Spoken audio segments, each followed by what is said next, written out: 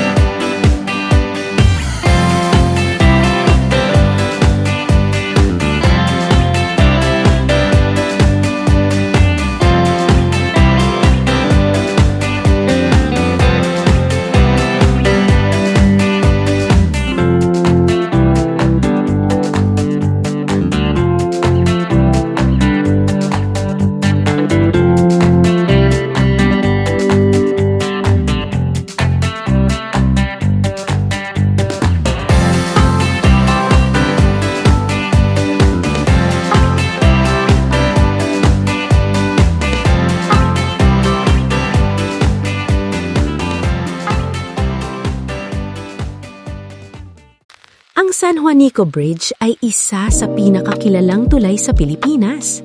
Ito ang nagdurugtong sa dalawang isla ng Visayas, ang Samar at Leyte. Matatagpuan ito sa pagitan ng Tacloban City sa Leyte at Santa Rita sa Samar, at tumatawid sa makipot ngunit malalim na San Juanico Strait. Sinimula ng konstruksyon ng tulay noong taong 1969 at natapos ito noong 1973. Ang proyektong ito ay bahagi ng malaking programa ng infrastruktura na tinatawag na Pan-Philippine Highway, na layuning pagdugtungin ang mga pangunahing isla ng bansa sa pamamagitan ng mga kalsada at tulay. Ang San Juanico Bridge ay may habang humigit kumulang 2.16 kilometro, kaya noong panahon ng pagtatayo nito, ito ang pinakamahabang tulay sa Pilipinas na nakatayo sa ibabaw ng dagat. Kilala rin ito sa kanyang magandang arko o steel arch design na nagbibigay ng kakaibang anyo sa tulay. Ayon sa kasaysayan, itinayo ang tulay sa panahon ng administrasyon ni Ferdinand Marcos. Madalas ding sinasabi na ang tulay ay simbolo ng pagmamahal niya sa kanyang asawa, na si Imelda Marcos, na ipinanganak sa Leyte.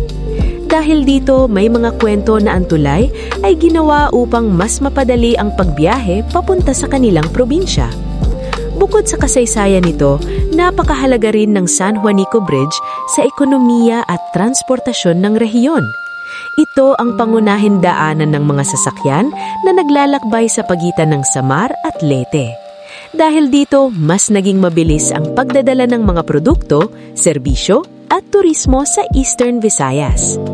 Sa kasulukuyan, ang San Juanico Bridge ay hindi lamang isang mahalagang tulay para sa transportasyon, kundi isa rin itong tanyag na destinasyon ng mga turista. Maraming bumibisita dito upang makita ang magandang tanawin ng dagat, lalo na tuwing paglubog ng araw. Sa gabi naman, mas nagiging kahanga-hanga ang tulay dahil sa makukulay na ilaw na nagbibigay buhay sa buong istruktura.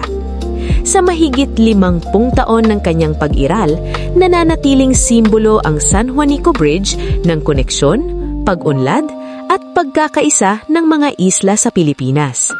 Isa itong patunay kung paano ang isang tulay ay hindi lamang nagdurugtong ng mga lugar, kundi pati na rin ng mga tao at kultura.